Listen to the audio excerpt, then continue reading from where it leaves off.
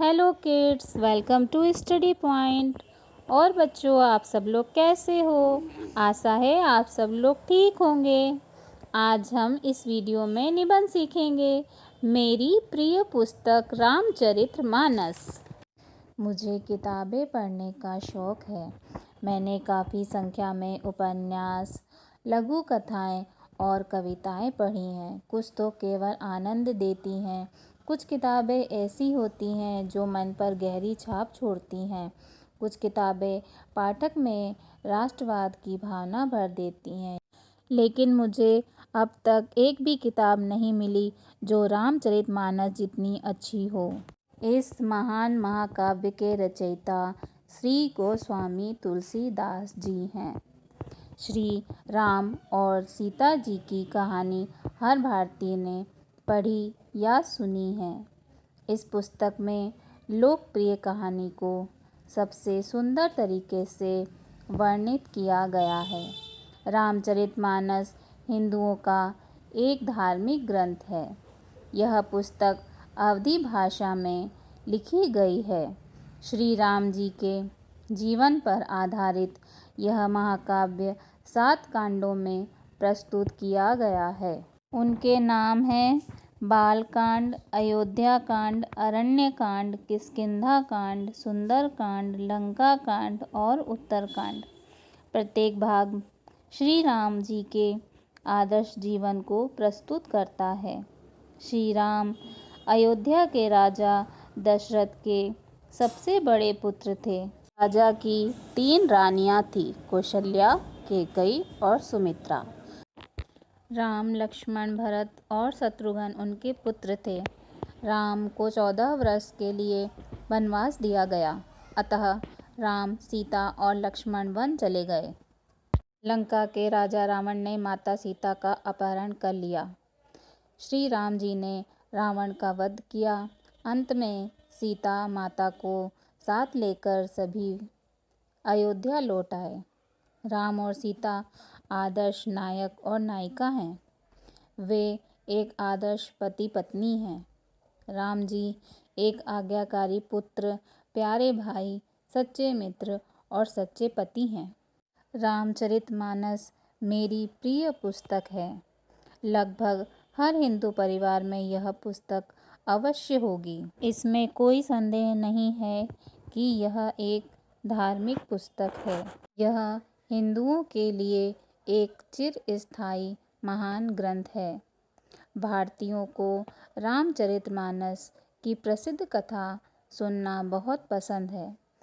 कुछ लोगों की इसमें बहुत आस्था है, लेकिन इसे पसंद करने के मेरे कारण अलग हैं।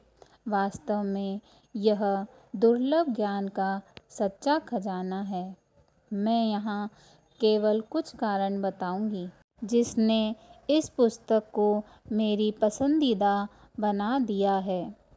इसमें अपनी आस्था के साथ साथ मैंने धार्मिक, राजनीतिक और सामाजिक ज्ञान भी पाया है।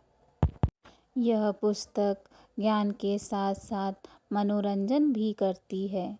यह मानव की सभी समस्याओं का समाधान प्रदान करती है। तुलसीदास जी ने इसमें सभी रसों का प्रयोग किया है। विशेषकर श्रृंगार, वीर तथा शांत रस का भली प्रकार से प्रयोग किया है।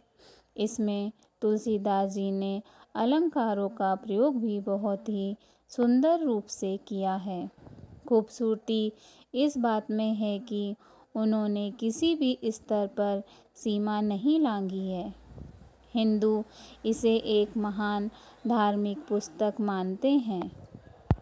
यह हमें त्याग का महत्व सिखाती है। अपने पिता, भाई और प्रजा के लिए श्री राम जी का त्याग अद्वितीय है। माता सीता भारतीय नारीत्व का प्रतीक हैं। लक्ष्मण और भरत अच्छे भाइयों के उदाहरण हैं। एक राजा को हर चीज़ से ऊपर जनता की आवाज़ का सम्मान कैसे करना चाहिए, यह श्री राम जी द्वारा माता सीता के त्याग से पता चलता है। यह सभी के लिए आचरण के नियम निर्धारित करती है। यह सभी को विश्वास दिलाती है कि सज्जनों की हमेशा भगवान द्वारा रक्षा की जाती है। ये सभी गुण इस पुस्तक को एक उत्कृष्ट साहित्य कृति बनाते हैं। एक पुस्तक एक दृष्टिकोण से अच्छी हो सकती है, दूसरी किसी अन्य दृष्टिकोण से अच्छी हो सकती है, परंतु रामचरितमानस वह ग्रंथ है जो सभी दृष्टिकोण से कई मायनों में कल्याणकारी है। राम राज्य पुस्तक के सबसे महत्वपूर्ण विचारों में से एक है। यह भारत के लोगों का सुनहरा सपना है। संक्षेप में पुस्तक इतनी आकर्षक, इतनी मनभावन, इतनी मर्मस्पर्शी और इतनी अद्भुत है कि मुझे यह सबसे अधिक पसंद है। रामचरितमानस साहित्यिक और धार्मिक दृष्टि से उच्च कोटि की रचना है। यह मेरी मित्र और मार्गदर्शक है। मैं इसे हमेशा पढ़ना पसंद करती हूँ। आपको यह वीडियो कैसी लगी प्लीज़ मुझे कमेंट करके बताइए और मेरे चैनल को लाइक एंड सब्सक्राइब करिए। धन्यवाद।